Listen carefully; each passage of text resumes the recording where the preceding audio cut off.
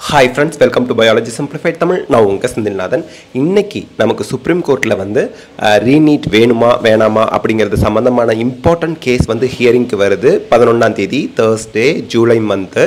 இப்போ வந்து பாத்தீங்க அப்படின்னா வெட்னஸ்டே சாயந்தரத்துக்குள்ள 5 மணிக்குள்ள NTA-வும் கவர்மெண்ட் ஆஃப் இந்தியாவும் பிரமாண பத்திரம் அதாவது அஃபிடவிட் வந்து தாக்கல் செய்யணும் அப்படின்னு சொல்லி சுப்ரீம் கோர்ட் உத்தரவு போட்டிருந்தாங்க.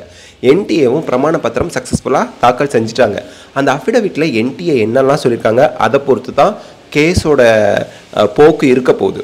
அதில் அவங்க என்னெல்லாம் சொல்லியிருக்காங்க அப்படின்னா SG இருக்கிறார் இல்லையா, அவர் ஜென்ரல் ஏதோ சாலிசிட்டர் ஜென்ரல் சொல்லுவாங்க. அவர் வந்து request that the matter be taken next on Thursday சொல்லியிருந்தாங்க. அதனால் நாளைக்கு அது விசாரிக்க போகிறாங்க. நீட் யூஜி பெட்டிஷன்ஸ் வந்து நமக்கு நாளைக்கு லிஸ்ட் ஆகுது, அதாவது இன்னைக்கு லிஸ்ட் ஆகுது. இதில் சென்டர்ஸ் ஃபைல் அஃபிடவிட் இன் supreme court denying any mass mall practice இன் NEET UG 2024 exam. Supreme court என்ன சொல்லியிருந்தாங்க, பெரிய அளவில் முறைகேடு நடந்திருந்தால் ரீடெஸ்ட்டுக்கு ஆர்டர் போடுவோம். அந்த முறைகேடு வந்து லோக்கலைஸ்டாக ஒரு பர்டிகுலர் பிளேஸில் நடந்திருந்தால் ரீடெஸ்ட்டுக்கு ஆர்டர் போட மாட்டோம் அப்படின்னு சொல்லியிருந்தாங்க. இப்போ சென்ட்ரல் கவர்மெண்ட் என்ன சொல்லியிருக்காங்கன்னா, பெரிய அளவில் மாஸ் மால் ப்ராக்டிஸ் பெரிய அளவில் நடக்கலை நீட் யூஜி 2024 அப்படின்னு அந்த அஃபிடவிட்டில் சொல்லியிருக்காங்க. Centre says that data analytics done by experts at IIT Madras showed no abnormality in the exam. So IIT மெட்ராஸில் நடந்த அந்த ஒரு அவங்க பண்ணின டேட்டா அனாலிட்டிக்ஸில் நீட் யூஜி 2024 பெரிய அளவில் மால் ப்ராக்டிஸ் எதுவும் நடக்கலை அப்படின்னு அந்த IIT மெட்ராஸோட டேட்டா அனாலிட்டிக்ஸை பேஸ் பண்ணி சொல்லியிருக்காங்க. அதை வந்து அஃபிடவிட்டில் ரெக்கார்ட் பண்ணியிருக்காங்க. The marks distribution follows the bell shaped curve. இந்த பெல் ஷேப்டு கர்வ் அப்படிங்கிறது என்னென்னா, ஒரு பர்டிகுலர் மார்க்கில் ஜாஸ்தியான நம்பர் இருப்பாங்க, ரொம்ப கம்மி மார்க்கில் குறைவாக இருப்பாங்க, ரொம்ப ஜாஸ்தியாக இருக்க மார்க்கில் குறைவாக இருப்பாங்க. இதுக்கு இடைப்பட்ட மார்க்கில் ஸ்டூடெண்ட்ஸோட எண்ணிக்கை வந்து அப்படியே கொஞ்சம் ஜாஸ்தியாகிக்கிட்டே போய் ஒரு பர்டிகுலர் மார்க்கில் ஸ்டூடெண்ட்ஸோட எண்ணிக்கை ரொம்ப ஜாஸ்தியாக இருக்கும். இந்த பெல் ஷேப்டு கர்வ் வந்துச்சுன்னா ஒரு டெஸ்ட் வந்து நியாயமான முறையில் சரியான முறையில் நடந்திருக்கு அப்படின்னு அர்த்தம் அப்படின்னு இவங்க மென்ஷன் பண்ணுறாங்க. City wise and centre wise அனாலிசிஸும் பண்ணிட்டாங்க ஃபார் லாஸ்ட் 2 years 23-24க்கு. அதுலேயும் வந்து பார்த்தா நமக்கு வந்து the analysis carried out for top 1.4 lakh given in the total number of seats across the country is around 1.4 lakh. So நாடு முழுக்க இருக்கக்கூடிய 1.1 லட்சம் சீட் டிஸ்ட்ரிபியூஷனுக்கு 1.4 lakh டாப் ரேங்க் வாங்கியிருப்பாங்க இல்லையா, அவங்களோட அந்த டிஸ்ட்ரிபியூஷனை வந்து அனலைஸ் பண்ணியிருக்காங்க. அனலைஸ் வந்து பார்க்கும்போது analyse is granular enough to indicate any abnormality had a large number of students gotten into high ranks, top 5 ranks due to the malpractice or if students from a particular exam center or city were benefited அப்படிங்கிறதுக்கு proof இல்லை அப்படின்னு சொல்லியிருக்காங்க. The analysis shows that there is neither any indication of mass malpractice nor a localized set of candidates being benefited leading to abnormal scores. So இதில் என்ன சொல்கிறாங்க, ஒரு particular localised ஒரு particular ஏரியாவில் இருக்கக்கூடிய ஸ்டூடெண்ட்ஸ் பெனிஃபிட் ஆயிருக்காங்கன்னோ அல்லது பெரிய அளவில் முறைகேடு நடந்திருக்கிறதுக்கோ எந்த ஒரு ஆதாரமும் நமக்கு டேட்டா அனாலிசிஸில் கிடைக்கல.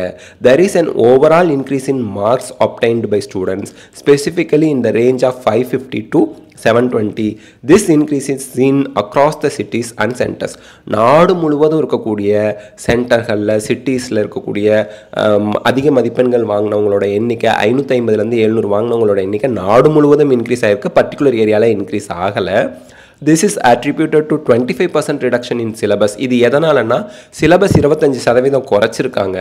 In addition, candidates obtaining such high marks are spread across multiple cities and multiple centers indicating very less likelihood of malpractice.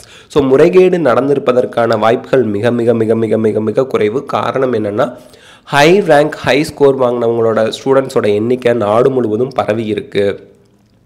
அதுக்கு மெயின் ரீசனாக சிலபஸில் 25% ரெடியூஸ் பண்ணதை பார்க்கப்படுது அப்படிங்கிறாங்க.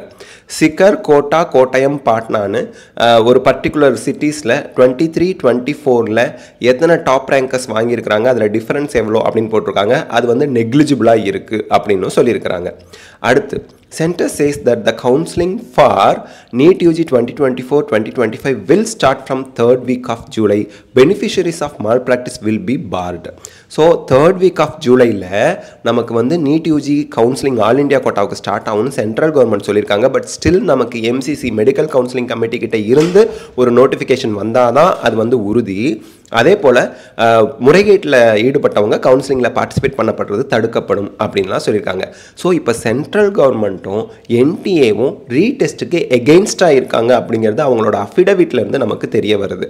அதே போல் கவுன்சிலிங் ஜூலை 3rd வீக்கில் ஸ்டார்ட் பண்ணுறதுல அவங்களுக்கு எந்த ஒரு மாற்று கருத்தும் சென்ட்ரல் கவர்மெண்ட்டுக்கும் என்டிஏக்கும் கிடையாதுங்கிறது தெரியுது. எம்சிசி ஃபைனலாக முடிவு பண்ணணும்.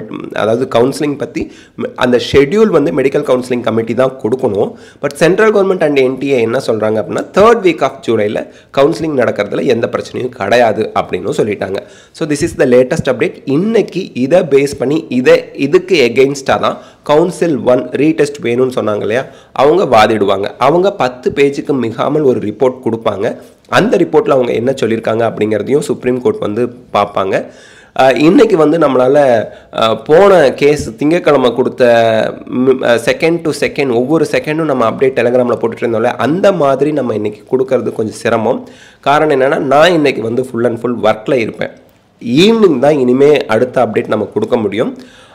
நீங்கள் வந்து live law, bar and bench இந்த மாதிரி அஃபிஷியல் அவங்களோட டெலகிராம்லையோ அல்லது இந்த ட்விட்டர் ஹேண்டில் இருக்கும், எக்ஸ் ஹேண்டில், அதிலையோ இல்லை அஃபிஷியல் நியூஸோ நீங்கள் அப்டேட்க்கு பாருங்கள். தேங்க்யூ. எது நடந்தாலும் நம்ம அக்செப்ட் பண்ணக்கூடிய மனநிலைமை வச்சுக்கணும். அதுதான் நான் எல்லா வீடியோவோட எண்ட்லேயும் சொல்கிறேன். ரீடெஸ்ட் வந்தாலும் எல்லா 24 லட்சம் பேரும் தான் எழுத போகிறாங்க. ரீடெஸ்ட் வரலனாலும் 24 லட்சம் பேருக்குமே அது பொருந்துங்கிறது தான். எதுவுமே நம்ம ஒரு ஆளுக்கு தனியாக அவங்க வந்து எந்த ஒரு பனிஷ்மெண்ட்டோ அல்லது ஒரு விஷயமோ சொல்லலை அப்படிங்கிறத நம்ம நினச்சிக்கிட்டாலே பாதி மைண்ட் வந்து கிளியர் ஆயிருங்க.